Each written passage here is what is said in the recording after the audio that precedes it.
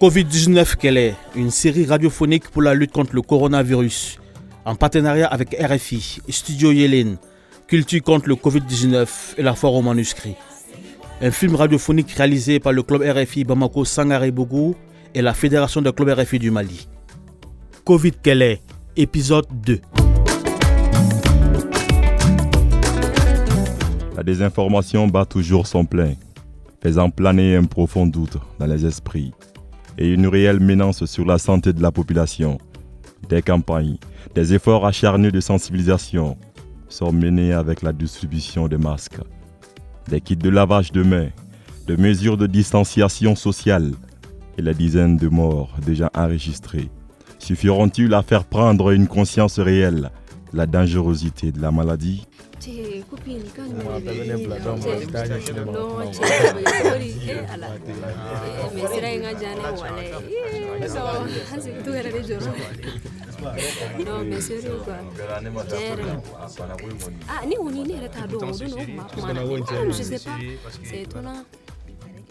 Les gars, personnellement, je commence à croire à l'existence de cette maladie. Je n'ai pas vu quelqu'un en souffrir, mais quelque chose me dit quand même que c'est une vérité cette maladie. Ben, évidemment, Adjaratou. Tu sais, de toutes les façons, les autorités sanitaires mondiales n'allaient pas alerter l'ensemble de l'humanité pour un simple rhume quand même. Donc, il y a forcément un problème.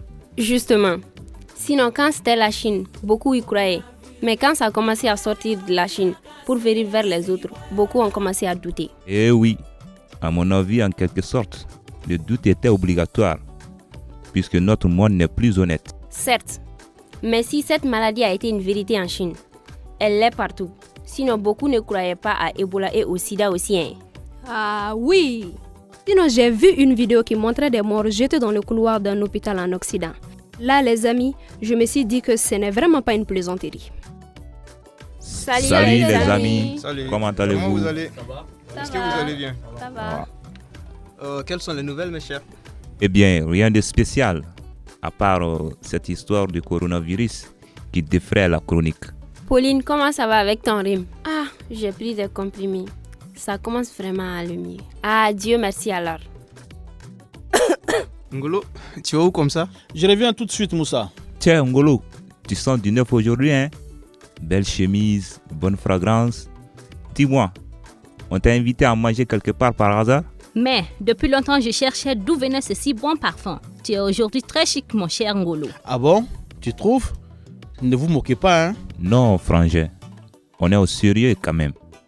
Ton parfum est super bon et ta chemise me tente vraiment. Merci alors les gars. C'est mon cousin qui est venu d'Europe l'autre jour qui me l'a offert, cette belle chemise. Écoutez, parlons de choses sérieuses. Dis Mustapha, quelle est la situation du coronavirus à ce jour? Vous savez, le coronavirus continue de franchir les frontières. Beaucoup de gouvernements imposent le confinement, ferment leurs frontières et décrètent le couvre-feu pour stopper sa propagation. Mustapha, tu vas continuer à te déguiser comme ça, comme un clown? Oui, Ngolo, tant que le coronavirus ne finira pas, il est important de continuer à observer les mesures barrières. Toi, mon frère, tu as vraiment du travail. Bonjour, nous voulons voir mademoiselle Pauline s'il vous plaît. Nous avons été alertés par un appel de Ngolo. Monsieur les agents, c'est moi Pauline. Mais je n'ai qu'un simple rhume. Ngolo ne sait rien de ce qu'il fait. Messieurs, elle tousse et éternue depuis 3 jours maintenant. Selon ce qui a été dit, ce sont les symptômes du coronavirus. Alors je devrais vous appeler pour éviter que Pauline nous contamine tous. Tu ne vois pas que l'état de Pauline s'améliore. Si c'était ce que tu imagines, ça ne s'améliorerait pas ainsi quand même. Ah, on ne sait jamais, hein? Vaut mieux prévenir que guérir, n'est-ce pas, monsieur l'agent? Oui, tout à fait. Tu n'as pas tort. Tu as suspecté une personne et puis tu l'as signalé. Je crois que tu as fait ton devoir. Maintenant, nous allons faire venir d'autres véhicules pour vous amener. Après les tests, si vous n'avez rien, eh bien, vous serez relâché. Il ne faut pas prendre de risques. Voilà, donc c'est une situation difficile. Nous n'avons rien, monsieur l'agent. Mais non, nous n'avons rien Et du tout. je vous en prie, je vous en prie, messieurs, je vous en prie, écoutez. Ça se fait comme cela, voilà. Donc quand il y a des situations comme ça, eh bien, on amène tout le monde, voilà. Donc vous allez écouter, on vous amène si vous n'êtes pas contaminé, donc on vous ramène, c'est comme ça. Mes chers, ne pesons pas de problème. Nous allons partir. S'il n'y a pas de soucis, nous revenons. C'est simple. Les gars, je suis vraiment désolé si vous êtes choqués par mon geste. Ngolo, c'est bon. Nous comprenons. Si ta volonté n'est pas mauvaise, tu n'as rien à te reprocher. Mais quand même, au moins, tu aurais dû nous avertir avant d'appeler le numéro vert.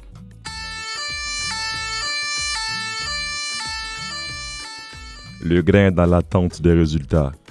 Tout le monde est stressé et a très peur. On attend crispé les résultats du test de Covid-19.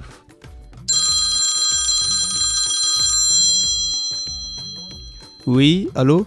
Oui, c'est Moussa. Oui, c'est bien compris. Oui, c'est noté. Ok, merci monsieur. Les amis, c'est le service de santé qui vient de m'appeler. Et on a les résultats des tests. Et je suis chargé de vous dire que nous sommes tous testés négatifs. Ah, Dieu merci. Ouais, ça c'est une très bonne nouvelle. Ouais.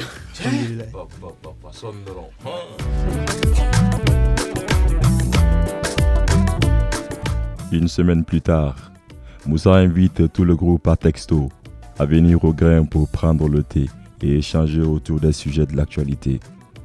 Cependant, chacun devait veiller à l'application des gestes barrières selon les consignes du gouvernement concernant les regroupements. Mais Ngolo l'avait informé par retour de texto d'une triste nouvelle.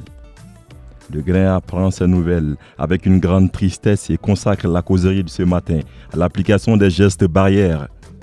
Les uns et les autres sont invités à se confiner selon le nombre de jours que dure l'incubation du virus et à appliquer les gestes barrières.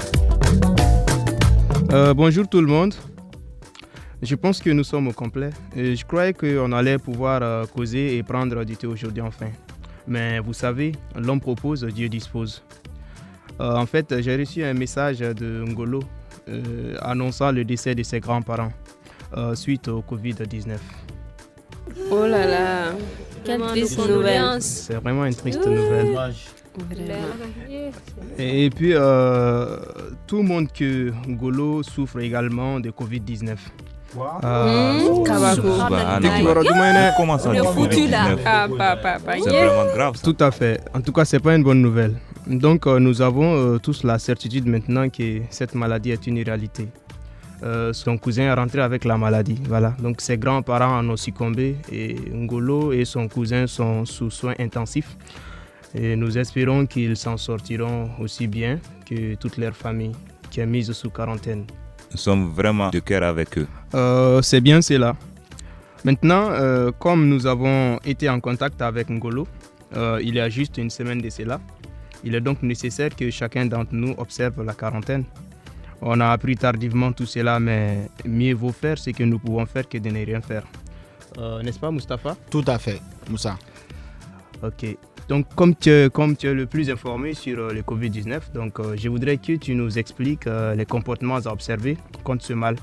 Sinon, il faut vraiment agir pour barrer la route à ce Covid-19-là. Au fait, ce qui rend particulièrement dangereuse cette maladie, c'est sa période d'incubation. On peut être malade durant 14 jours sans savoir qu'on est malade. Et durant cette période, on peut contaminer beaucoup de gens sans le savoir. Donc voilà pourquoi il est important d'observer les gestes barrières pour casser sa chaîne de contamination. Mes chers amis, nous sommes pratiquement en guerre. L'ennemi est là. Furtif et mortel, il a déjà fait ses premières victimes chez nous et dans la famille de notre ami Ngolo. Il se peut aussi alors que nous soyons contaminés. Ah, merci Mustapha. C'est gratuit mon cher. Sinon le Covid-19 n'est ni un mensonge, ni un complot pour tuer les vieux, les faibles et les pauvres. C'est une maladie mortelle que nous devons combattre. Mais dis Mustapha, ces mesures que tu expliques sont-elles les seules ou il y en a d'autres? Non, il y en a d'autres. Il s'agit d'éviter les rassemblements. Ou si on est en groupe, on met entre nous au moins 1 mètre de distance. Quand on tousse ou éternue, on le fait dans le coude.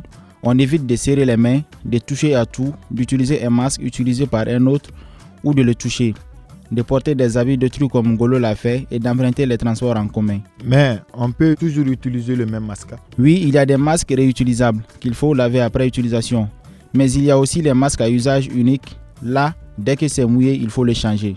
Ah ok, je vois bien Mustapha. Voilà, il faut se laver fréquemment les mains avec de l'eau et du savon quand elles sont sales. Sinon, quand elles sont propres, on peut les frictionner avec du gel à solution hydroalcoolique.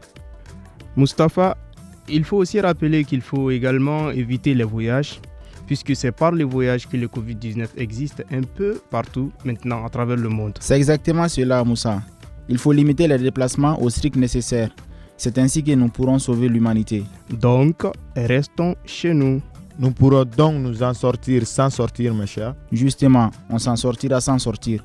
Mes amis, voilà l'essentiel que nous devons savoir sur la situation sanitaire actuelle.